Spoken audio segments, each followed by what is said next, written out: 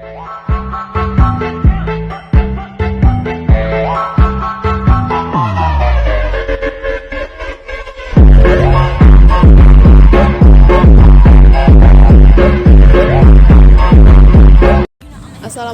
warahmatullahi wabarakatuh. Shalom, kami dari kelompok 5 akan membawakan materi mengenai konsep dan urgensi harmoni hak dan kewajiban warga negara Indonesia. Perkenalkan, nama saya Iren Oktavia Manggiri dengan NIM 4122-2020. Perkenalkan, nama saya Muhammad Halil dengan NIM 412-22005. Perkenalkan, nama saya Ali Imran dengan NIM 4122-2010. Perkenalkan, nama saya Muhammad Fadli dengan NIM 41222015. Perkenalkan, nama saya Muhammad Asim Syamsamia dengan NIM 4122-2025. Perkenalkan, nama saya Siti Nurhasisa dengan NIM 4122-2030. Negara menjadi wadah bagi masyarakat dan bangsanya. Negara menjadi tempat kita lahir, kita tumbuh dan berkembang. Banyak yang telah diberikan negara untuk kita. Tapi, apa yang sudah kita lakukan untuk negara? Sudahkah kita berjasa mengharumkan nama bangsa di mata dunia? Sudahkah kita memperbaiki carut-marutnya masalah di negeri ini?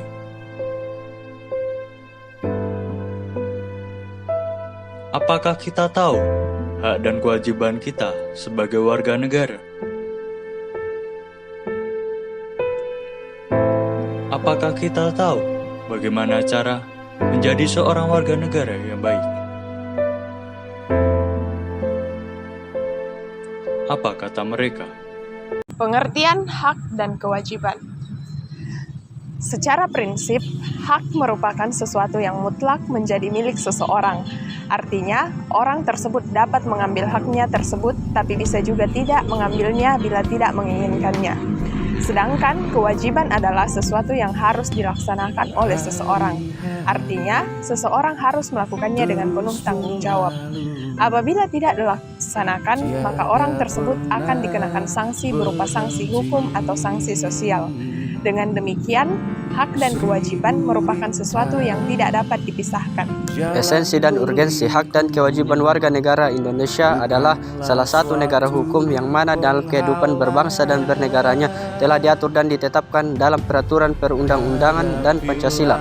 Peraturan perundang-undangan disebut sebagai konstitusi hukum, dan konstitusi hukum di Indonesia adalah Undang-Undang Dasar 1945 dan Falsafat Bangsa Indonesia adalah Pancasila. Salah satu ciri yang dimiliki negara hukum adalah diterjaminnya hak-hak warga negara. Oleh karena itu, negara memiliki kewajiban untuk memulihkan warga negaranya, karena pemerintah memiliki tanggung jawab penuh atas hak-hak warganya. Kasus-kasus pelanggaran hak dan pengingkaran kewajiban warga negara. Contoh kasus pelanggaran dalam hak adalah pembunuhan berencana Ferdi Sambo terhadap Brigadir J. Dalam kasus ini, banyak hak yang dilanggar, seperti berikut. 1. Hak untuk hidup. Komisioner Komnas HAM BK Ulung Apsara mengatakan, poin yang pertama ialah pelanggaran hak untuk hidup. Menurutnya, hak untuk hidup ini dijamin pada pasal 9 UU nomor 39 tahun 1999. B. Hak untuk keadilan. Pelanggaran yang kedua adalah hak bagi Brigadir J untuk memperoleh keadilan. Seperti diketahui, Brigadir J dilaporkan melakukan dugaan pelecehan seksual kepada Putri Chandrawati, tetapi ditembak mati tanpa melalui proses hukum.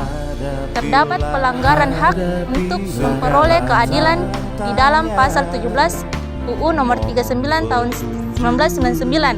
Brigadir J yang diduga melakukan kekerasan seksual terhadap saudari PC telah dieksekusi tanpa melalui proses penyidikan, penuntutan, persidangan, dan seterusnya. Harusnya ketika dugaan apapun harus ada proses hukum awal, tidak langsung kemudian dieksekusi mati. C. Obstruction of justice atau upaya penghalangan proses hukum. Hal ini dibuktikan dengan adanya fakta perusakan barang bukti hingga mengaburkan peristiwa yang terjadi dalam kasus ini. Berdasarkan fakta yang ditemukan, terdapat tindakan-tindakan yang diduga merupakan obstruction of justice dalam peristiwa penembakan Brigadir J tersebut. Tindakan yang dimaksud antara lain sengaja menyembunyikan atau melenyapkan barang bukti sesaat sebelum atau sesuai proses hukum. Yang kedua, sengaja melakukan pengaburan fakta peristiwa. Tindakan obstruction of justice tersebut berimplikasi terhadap pemenuhan akses keadilan dan kesamaan di hadapan hukum yang merupakan hak konstitusional yang dijamin dalam hukum nasional maupun internasional. D. Hak anak. Adanya pelanggaran hak anak untuk mendapatkan perlindungan dari kekerasan fisik dan mental. Dalam kasus ini, anak yang dimaksud adalah anak dari Ferdi Sambo dan Putri Chandrawati. Fakta akibat peristiwa kematian Brigadir J terhadap hak anak, khususnya mendapatkan perlindungan dari kekerasan psikis maupun mental dari anak-anak. Ex-Kadif Propam dari FS juga Saudari Chandrawati. Contoh pelanggaran dalam kewajiban yaitu tidak taat pajak, tidak atau menghindari membayar pajak, berarti pengingkaran kewajiban warga negara terhadap pasal 23 ayat 2 Undang-Undang Dasar 1945. Segala pajak untuk keperluan negara berdasarkan undang-undang. Pengingkaran terhadap pajak hampir dilakukan oleh seluruh warga negara, mulai dari pajak kendaraan, pajak bumi dan bangunan, pajak penghasilan, pajak penjualan, dan lain-lain. Pajak merupakan salah sumber biaya pembangunan yang digunakan untuk membangun fasilitas yang digunakan oleh masyarakat. Contohnya, jalan raya yang dibangun menggunakan uang pajak kendaraan yang dibayar oleh masyarakat. Seperti kita tahu bahwa jumlah masyarakat Indonesia yang memiliki kendaraan pada tahun 2020 mencapai 136,13 juta unit kendaraan. Tetapi yang membayar pajak hanya mencapai 78% atau setara dengan 106,18 juta. Artinya masih ada sekitar 31 juta yang belum membayar pajak kendaraannya. Jadi kesimpulannya adalah harmoni hak dan kewajiban sangat penting bagi warga negara karena Indonesia adalah salah satu negara hukum yang mana dalam kehidupannya berbangsa dan bernegara telah diatur dan ditetapkan dalam peraturan perundang-undangan dan Pancasila, dan salah satu contoh kasus pelanggaran hak dan kewajiban adalah pembunuhan Ferdi Sambo terhadap Brigadir J, dan dalam hak adalah salah satu tidak membayar pajak, dan semuanya menyangkut konsep dan urgensi hak dan kewajiban warga negara.